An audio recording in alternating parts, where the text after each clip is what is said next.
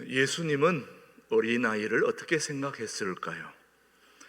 예수님은 어린아이를 어떻게 생각했을까? 한번 생각해 보면서 오늘 말씀을 들으실 수 있으면 좋겠습니다. 1920년대 우리나라가 일본의 식민지로 있을 때만 해도 어린이라는 말조차도 제대로 사용하지 못했다고 합니다. 그 당시만 해도 어린아이들을 부를 때에 이놈, 어린 것, 애새끼 뭐 이런 표현을 가지고 어린아이들을 부르려고 그렇게 호칭했다는 말이죠. 당시에 일본 유학생이었던 소파 방정환 선생은 이를 매우 안타깝게 여기셔서 민족의 미래는 다음 세대를 잘 키우고 또 귀히 여겨야 하는데, 그렇게 확신한 그는 어린 아이도 하나의 인격체임을 선언한 분이 바로 소파 방정환 선생님이십니다. 그것이 바로 오늘날의 어린이날의 유래가 되었던 것입니다. 우리는 신앙인의 입장에서, 여러분도 저도 신앙인의 입장에서 어린아이를 어떻게 생각하셨을까? 예수님은, 우리가 신앙인의 입장에서 예수님은 어린아이를 어떻게 생각했을까? 한마디로 예수님은 2000년을 앞서가신 분이 우리 주님이십니다. 참 대단하신 분이 우리 주님이세요. 우리가 어린이들에 대하여 말하고자 했던 그 모든 것들을 이미 예수님은 2000년 전에 다 말씀하셨어요. 그러니까 또 우리 주님이시겠죠. 예수님은 제자들 사이에 천국에서 누가 큰 자니까 그걸 따졌던 사람들이 바로 예수님의 제자들이었습니다. 제자들은 모이면서 누가 천국에서 큰 자입니까? 라고 얘기를 했던 거죠. 예나 지금이나 우리는 작은 것보다는 큰 걸 좋아합니다. 작은 건 별로 안 좋아해요. 큰 걸 원합니다. 그 논쟁을 예수님이 들으시고 진정한 천국의 백성의 자격은 이런 것이다 라고 제자들 앞에서 시청각적 샘플로서 어린아이 한 명을 데려다가 오늘 말씀 18장 3절 말씀 한번 보시면 이르시되, 시작, 이르시되 진실로 너희에게 이르노니 너희가 돌이켜 어린아이들과 같이 되지 아니하면 결단코 천국에 들어가지 못하리라. 어린아이 한 명을 시청각적 샘플로 불러다가 세워놓고 너희가 돌이켜서 이 어린아이와 같이 되지 아니하면 결단코 하늘나라 못 들어간다. 그러니 한마디로 말하면 큰 자가 되기 위해서는 먼저 어린아이가 되어야 된다라는 것을 말씀하신 분이 누구십니까? 바로 우리 주님이십니다. 우리 한국 문화권에서는 큰 분을 가리켜서 어르신네 그렇게 우리가 부르지 않습니까? 그래서 오늘 본문의 교훈을 한국식으로 표현하자면 어른이 되려면 먼저 어린아이가 되어야 된다, 그 말씀입니다. 먼저 어른이 되려면 어린아이가 되어야 된다. 성경은 분명하게 어린아이의 유치함, 어린아이의 나약함, 그리고 어린아이들의 이런저렇게 흔들림에 대해서 여러 가지로 우리에게 지적도 하고 경고도 했던 건 사실입니다. 그럼에도 불구하고 예수님은 우리가 어린아이에게서 배울 것이 있다. 유치하지만 나약하지만 이렇게 왔다 갔다 하는 그런 어린아이에 불과하지만 그들에게 배울 것이 있다. 그러면서 예수님이 그 어린아이를 제자들 앞에 세워놓고 이 어린아이와 같이 되지 아니하면 저 어마어마한 하늘나라에 결단코 들어가지 못한다. 그 영원한 하늘나라에 들어가려면 누구와 같이 돼야 된다? 어린아이와 같이 돼야 된다. 그래서 오늘 어린아이에게서 배울 점을 예수님이 우리에게 가르쳐주고 있는 것입니다. 오늘 본문을 통해서 우리는 두세 가지 어린아이에게서 배울 것이 뭔가 하는 것을 오늘 살펴보려고 합니다. 첫 번째, 우리는 어린아이에게 신뢰성을 배워야 합니다. 자, 어린아이에게 배울 것이 뭐라고요? 신뢰성입니다. 종종 우리 어르신들이 어린아이들에게 늘 주의시키는 말 중에 하나가 뭐냐면 사람 다 믿지 말라. 애들을 보고 그렇게 얘기합니다. 너 계속 자라면서 주의할 게 있다. 사람 다 믿었다가는 큰일 난다. 믿지 마라. 사람을 믿어라 이렇게 얘기해야 되는데 믿지 마라 그렇게 얘기하는 것은 우리가 많이 당해봤기 때문에 그런 말을 하겠죠. 어른들은 믿지 못하는데 어린이들은 잘 믿습니다. 어른들은 일반적으로 자기의 상처받은 혹은 배반당한 인생 경험 때문에 세상을 바로 믿지 못하는 건 사실입니다. 사람들을 믿지 못하고 결과적으로 이런 믿지 못함으로 인하여 하나님도 신뢰하기 어렵다는 것을 우리는 경험으로 그렇게 미리 말하기도 합니다. 성경은 믿음 없이 우리가 결코 구원받을 수도 천국에 들어갈 수도 없다고 그렇게 말씀하고 계십니다. 우리는 하나님을 믿는 것을 배워야 합니다. 누구에게 배워야 하느냐? 바로 오늘 예수님처럼 어린아이에게 배우라고 하는 것입니다. 이웃을 믿고 선생님을 믿고 하나님을 믿고 어렸을 때 믿음을 갖지 못하면 어른이 될수록 늙어갈수록 더욱 믿음을 갖기가 어렵다는 것입니다. 우리 주일학교가 중요한 이유는 유치부, 어린 아동부 그때에 배운 믿음, 성경 지식이 평생을 좌우합니다. 저도 많은 성경 기절을 외우고 있는 게 어린 주일학교 때 암송했던 게 지금도 저를 지배합니다. 하나님의 말씀은 살았고 운동력이 있어 좌우의 날선 어떤 금보다도 예리하여 혼과 영과 및 관절과 골수를 찔러 쪼개기까지 하는 살아계신 말씀이 오늘 저와 여러분을 인도하고 있다는 말씀이죠. 제가 이 말씀을 주일학교 때 외운 겁니다. 지금 제가 안 보고도 얘기하잖아요. 이게 주일학교 때 저를 지배해 왔던 말씀들이에요. 여호와는 나의 목자시니 내가 부족함이 없다. 나를 푸른 초장으로 누이시며 쉴만한 물가로 인도하시고 내가 사망의 엄침한 골짜기로 다닐지라도 해를 두려워하지 않을 것은 주께서 나와 함께 하심이라. 이게 주일학교 때 배운 암송했던 말씀이에요. 어린아이 때 배운 그 말씀이 우리의 영혼 무궁토록 우리를 이끌어가는 살아계신 하나님의 말씀이라는 거죠. 그걸 우리가 어린아이 때 배워야 된다는 거예요. 사실 우리의 인생은 믿지 못할 여러 배신의 경험으로 가득 차 있다고 보다 보니까 우리도 그것 때문에 믿음을 포기하게 되고 또 창조적인 인생을 살아갈 수 없는 어려움을 겪게 되는 거죠. 수학의 공식은 믿음에서부터 출발합니다. 저는 수학을 잘 못합니다만 수학의 공식적인 출발은 믿음에서부터 출발한다는 거. 믿음의 명제, 전제를 수용하지 않고는 수학을 풀 수도 없고 풀리지도 않습니다. 그래서 과학자가 자기의 실험이나 탐구의 결과를 믿지 못한다면 그가 한 모든 실험이나 탐구가 진행될 수가 없습니다, 여러분.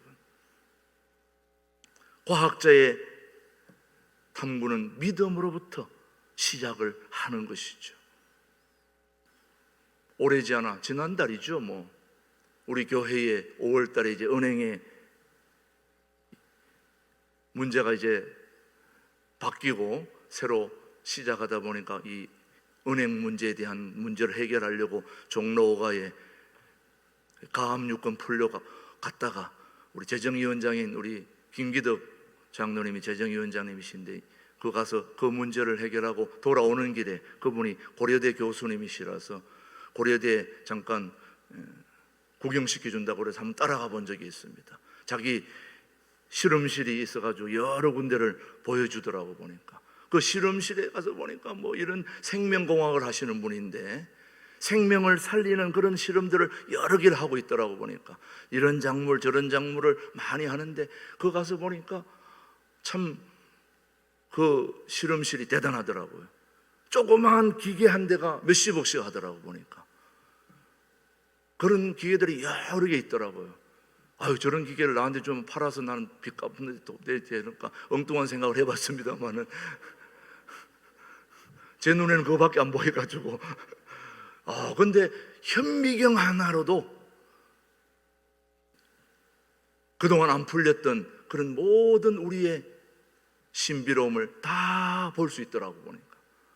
그런데 그런 실제적인 것들을 보고도 믿지 않는다면 아무것도 아닌 거예요. 그 믿음이 대단히 중요한 거예요. 사업가가 자기가 착수하는 사업의 결과를 믿을 수 없다면 어떻게 의욕적인 사업을 추진할 수 있겠습니까, 여러분? 정치가가 자신의 선출을 믿지 못한다면 어찌 정치에 자신의 몸을 던질 수 있습니까, 여러분? 교육가가 자기의 교육을 통하여 학생들의 배움과 학문의 진보가 이루어질 수 있다는 걸 믿지 못한다면 어떻게 교육이 가능하겠습니까? 의사가 자기 진단과 치료를 믿을 수 없다면 진료가 가능하겠습니까? 하나님과의 관계도 바로 가장 중요한 기초가 믿음인 것입니다. 믿음. 하나님과의 우리의 관계가 믿음이 깨어지면 아무것도 안 되는 거예요. 하나님이 우리를 사랑하시는 것도, 우리가 하나님을 따르는 것도 모두가 다 믿음이 모든 걸 결정하는 것입니다.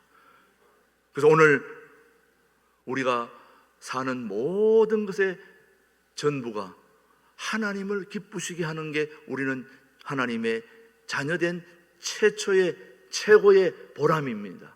그런데 그 믿음이 없으면 어떻게 되느냐? 자, 오늘 히브리서 말씀을 한번 보십시오.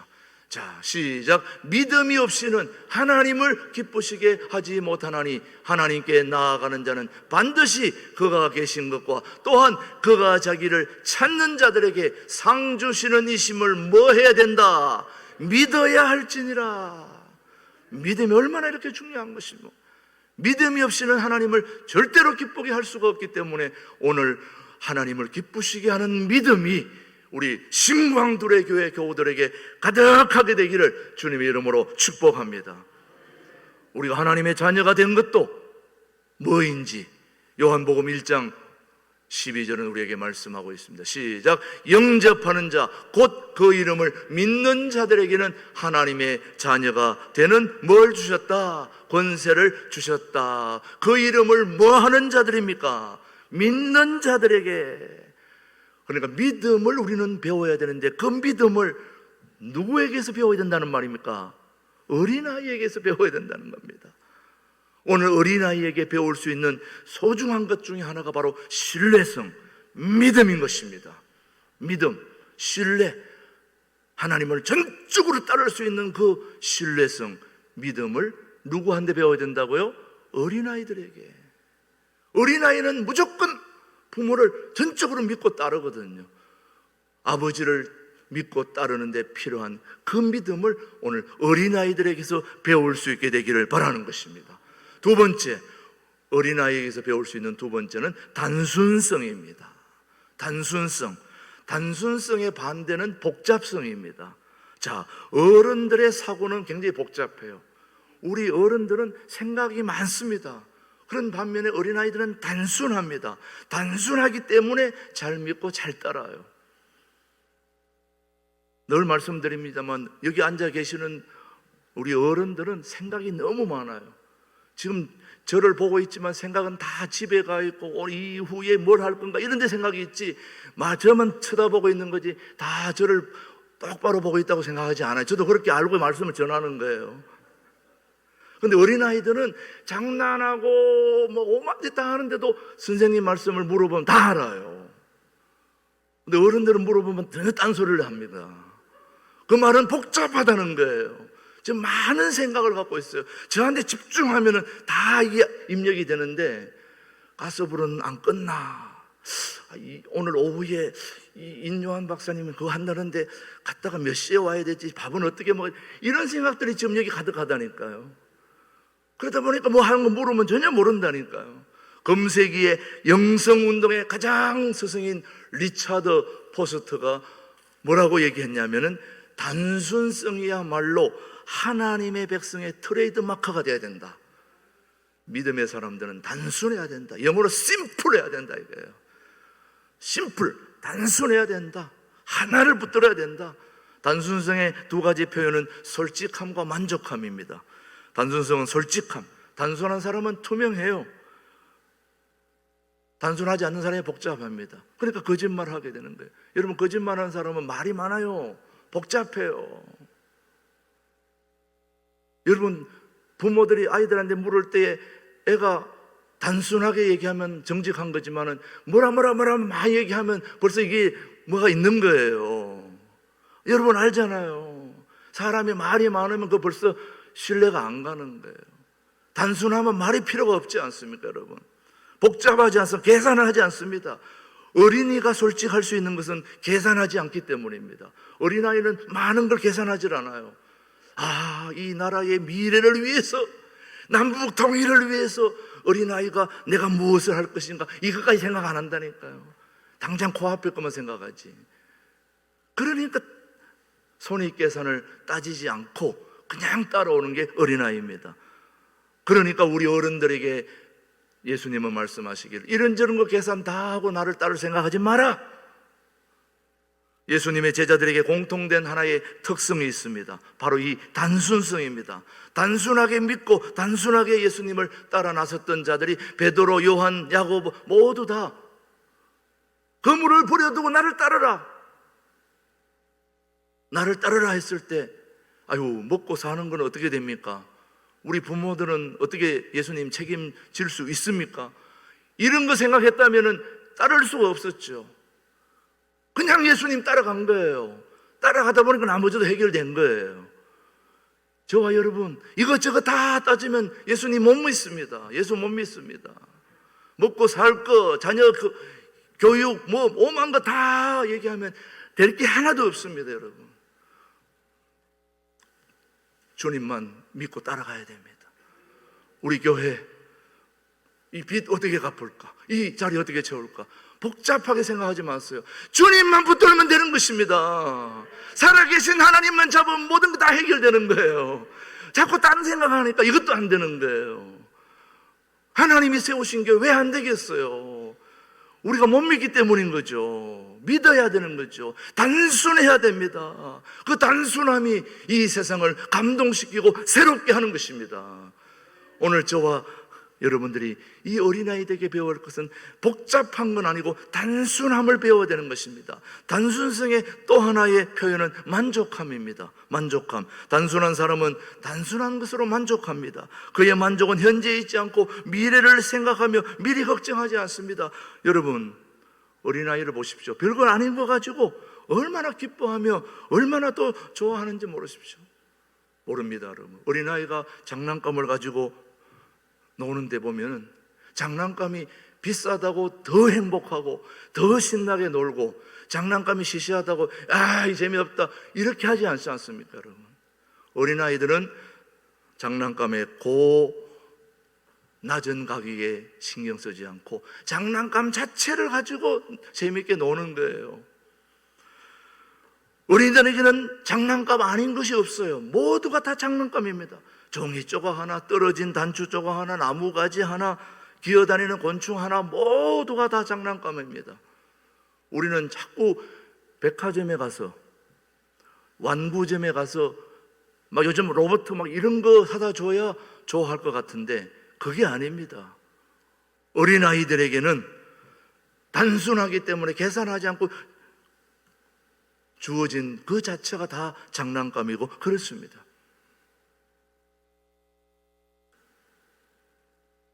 제가 목회하던 고암 시원 섬나라에서 오랫동안 있다 보니까요, 어린아이들 어떻게 노나 봤더니 그냥 물속에 들어가서 그냥 하루 종일 놀아요. 그렇다고 그들이 뭐 축구 공연 이런 것도 안 해보면 코코넛 열매 하나 가지고 그거 던지면서 수구도 하고 그렇게 놀아요. 그 돈이 듭니까 뭐가 듭니까? 물에 둥둥 떠다니는 거 있는데 그거 하나 들고는 하루 종일 놀아요. 근데 우리 한국 아이들은 가면 막 좋은 거 안 사주면 난리가 납니다, 여러분. 사랑하는 교우 여러분, 단순하고 복잡하지 않게 그렇게 현재의 것만 보고 좋아하는 그 어린아이의 단순성을 우리가 배워야 되는 것입니다. 지나치게 결과 중심적이고 목적지향적인 그런 오늘의 가치관은 현대인에게서, 우리 모두에게서 단순한 행복을 빼앗아가고 있다는 말씀입니다. 어떤 수도사 지망생이 산이 높은 곳에 있는 수도원을 찾아 올라와 가지고 큰 스승 앞에 엎드려서 진리를 배우고 싶다고 그렇게 말하자, 이 스승이 젊은 수도자 지망생에게 오늘 당신이 산 아래에서 산 위로 올라오면서 산을 오르는 동안 무엇을 보았느냐라고 그렇게 물었습니다. 이분은 스승에게 뭔가 배우려고 왔는데 질문을 하니까 갑자기 난처해져 가지고, 네가 오늘 산 올라오는 동안에 뭘 보고 왔느냐? 그렇게 물으니까, 예, 지금 제가 이 수도원 올라오느라고 수도원 올라오는 생각 때문에 주변에 아무것도 보지 못하고 그냥 올라왔습니다. 그랬더니 너는 자격 없다, 그냥 내려가라. 그러면서 하시는 말씀이, 너가 산길을 걸어 오르는 동안 지나친 그 많은 꽃들의 행복과 시냇물의 노래소리를 떠나 어디에서 너는 진리를 찾고 행복을 구하겠느냐?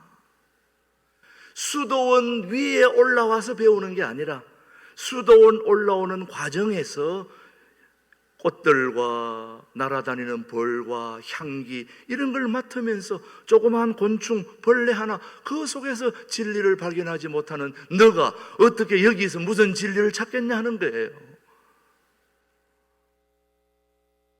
저는 최근에 우리 교회 주변에 산책을 하다 보면 얼마나 많은 꽃들이 있는지 몰라요. 그렇게 신비할 수가 없어요. 꽃 하나하나 사진을 찍어서 제가 양식을 만들어서 보내려고 딱 다니다 보면 너무 행복해요. 꽃 하나하나가 그렇게 신비할 수가 없어요. 이파리 하나, 수술 하나, 찍다 보면, 자세히 들여다보면 너무너무 신비로워요. 그냥 지나가면 아무것도 아닌데 멈춰서 서서 주의 깊게 살펴보면 하나하나가 다 작품이에요. 어쩌면 이렇게 하나님께서 기가 막히게 만들어 놓으셨을까? 그런 거 보지 않고, 아유, 밥 먹으러 가자, 뭐, 왔다 갔다. 아유, 배고파. 한번 여러분, 예배 마치고 한번 오후에 덕강에 있는 동안 한번 주변에 다녀보세요. 얼마나 기가 막힌지. 멋진 우리 교회예요. 기가 막힌 아름다움이 있는 곳이 바로 여기인 것입니다. 사랑하는 교회 여러분, 눈을 떠서 보면 우리 주변에 지금 여기서도 만족할 수 있는 행복이 지천에 널려져 있다는 걸 우리는 발견하게 되는 것입니다. 내가 숨 쉴 수 있는 행복, 사랑하는 사람들과 어울릴 수 있는 그 행복, 하나님을 찬양하고 예배할 수 있는 그런 행복, 이런 단순함의 눈이, 그런 눈이 열리지 않는다면 어떻게 하늘나라 가서 천국을 누릴 수 있겠습니까? 천국은 바로 여기서부터 시작되는 것입니다. 여기서 못 본 자는 천국 가서도 못 봐요. 우리 주님은 바로 그런 단순성을 우리 아이들로부터, 오늘 어린이날을 맞이해서 그 어린아이들로부터, 유치부 아이들로부터, 예배 마치면 이제 유치부 아이들, 아동부 아이들 예배 드리는 거 한번 가서 보세요. 어떻게 하고 있는지.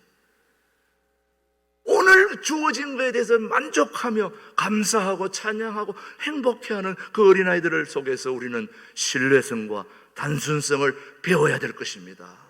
우리 주님은 그렇게 하라는 거예요. 또 하나 마지막으로 우리가 알아야 될 것은 어린아이들은 개방성입니다. 활짝 열린 그런 마음을 가지고 있습니다. 열린 마음, 호기심이죠. 어린아이들은 뭐든지 다 호기심이 가득합니다. 이것도 호기심, 저것도 호기심, 끊임없는 호기심 때문에 집안의 모든 일들을 다 망치기도 하지만, 그럼에도 불구하고 어린아이들이 갖고 있는 그 호기심, 그것은 창조성을 발전시키는 거죠. 어른들은 그런 거 없죠. 그건 폐쇄성입니다. 새로운 것에 대한 기대가 없습니다. 대부분의 어른들의 의식 구조가 그냥 이대로 그냥 지나가려고 하는 것입니다. 꿈도 없고 발전도 없고 호기심도 없고 그런데 어린아이들을 보십시오, 여러분. 모든 것이 다 새롭습니다. 하나님을 알고 싶어하고, 하나님이 만드신 세상도 알고 싶어하고, 예비하신 하나님의 천국의 신비를 더 알고 싶어합니다. 이게 바로 천국 백성들의 특징이 아니겠습니까, 여러분? 바로 예수님께서 이 하늘나라의 본질적인 것들에 대한 호기심을 상실한 채로 비본질적인 것들을 가지고 논쟁하고 있는 제자들에게 예수님은 어린아이 한 명을 데리고 와서 천국에서 누가 더 큰가?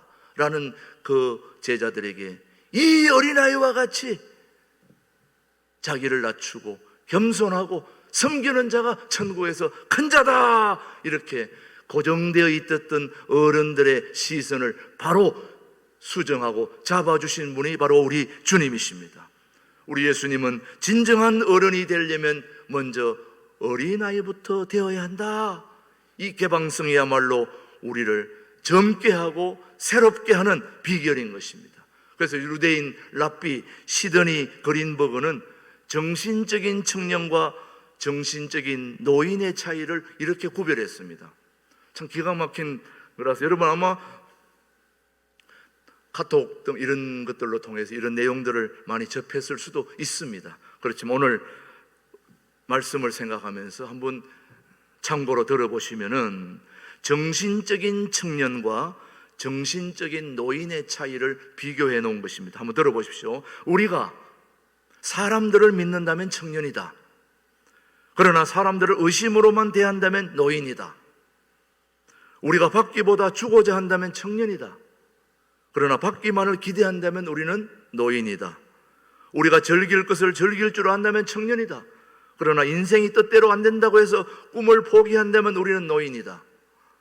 우리가 새로운 아이디어를 찾고 있다면 청년이다. 그러나 만일 우리가 예로부터 존재한 편견에만 사로잡혀 있다면 우리는 노인이다. 우리가 아직도 성공을 위하여 일하고 있다면 청년이다. 그러나 공상만 일삼고 있다면 우리는 노인이다. 여러분 어떻습니까? 우리가 매력적인 사람이 되려고 한다면, 노력한다면 청년이다. 그러나 더 이상 아름다움에 관심이 없다면 노인이다. 우리가 아직도 사랑을 찾고 있다면 청년이다. 그러나 우리가 고독을 떠나지 못한다면 우리는 노인이다. 우리가 아직도 행복을 추구한다면 청년이다. 그러나 우리가 대가를 지불하지 않고 행복을 찾는다면 우리는 노인이다. 우리가 사랑을 주고받을 줄 안다면 우리는 청년이다. 그러나 우리가 사랑을 받기만을 기대한다면 우리는 노인이다. 모든 것은 나의 성실성에 달려있다고 믿고 아직도 열심히 노력하고 있다면 우리는 청년이다. 그러나 그렇지 못하다면 노인이다. 여러분, 노인이 되고 싶습니까? 청년이 되고 싶습니까? 잘 새겨서, 우리 다음 주일은 어버이 주일인데요, 우리 교회 모든 어버이들이 이런 개방성을 지닌 어린이의 마음으로, 청년의 마음으로 살아갈 수 있게 되길 바랍니다. 여러분, 인류의 역사에는 소위 창조적인 계절이 지났다고 생각하는 노년기에 오히려 더 위대한 창조의 역사를 일으킨 분들이 많다는 걸 우리는 역사를 통해서 알 수 있습니다. 여러분 알다시피 모세는 80세에 자기 민족을 출애굽시키는 위대한 지도자의 모험을 시작했던 인물이고, 안나 할머니는 84세에 메시아 대망의 기도의 응답의 기적을 체험했던 그 사람이 바로 안나 할매입니다. 갈렙은 85세에 아직도 그 산지를 내게 주소서라며 미완성 가업을 향한 인생을 도전했고, 사도 요한은 90세에 주께로부터 환상을 받아 인류 역사에 대한 불면의 계시를 기록했던 사람이 사도 요한이었습니다. 아브라함은 100세에 하나님께로부터 약속된 생명의 그 이삭을 품에 안을 수가 있었습니다. 이 사람들은 성경에 나오는 인물이고 역사에 남는 인물 중에는 대령 샌더스 같은 경우는 66세에 유명한 켄터키 후라이드 치킨을 창업을 했고, 소설가 홈즈는 70세에 커피 잔 너머라는 명작을 저술했고, 레이건은 70세에 미국 대통령이 되었다는 거 우리 이미 잘 알고 있습니다. 게테는 80세에 파우스트를, 전도자 빌리그램은 80세에 세계를 돌아다니며 복음을 전했던 그 모든 여러분들 다 알고 있을 거예요. 오늘 우리가 이제 코로나19에 필요한 마스크를 전도지로 제작을 해서 이 마스크 하나씩 다 들어있습니다. 오늘 아마 입구에 다 준비되어 있습니다. 10개씩 묶어놨습니다. 전도하고 싶은 분들은 가져가서 먼저 내가 하나 뜯어가 써보고 주변 사람들에게 하나씩 나눠주세요. 여기에 교회 안내 다 되어 있습니다. 교회 오라고 말할 필요는 없고 저 예수 믿었어요. 예수님 때문에 좀 행복하세요. 그렇게 여러분의 인생을 창조적으로 사실 수 있게 되기를 바랍니다. 오늘 우리 살아계신 하나님은 오늘도 우리 어린아이들로부터 신뢰성을 배우게, 그리고 단순함, 심플한 인생을 우리 어린아이들에게, 그리고 확 열린 마음, 모든 걸 활짝 열어놓고 그렇게 멋있는 인생을 사시는 여러분들의 생애를 어린아이들로부터 배우는 복된 어린이 주일에 우리 교우들의 삶이 되기를 주님의 이름으로 축복합니다. 기도하겠습니다. 하나님 아버지, 우리 예수 그리스도를 우리 인생의 주인으로 모시고 어린아이의 믿음, 단순성, 그리고 개방성을 가지고 남은 인생을 영원한 청춘으로 아름다운 삶을 살아갈 수 있도록 우리 모든 교우들을 축복해 주시고 인도해 주시옵기를 예수님의 이름으로 기도드립니다. 아멘.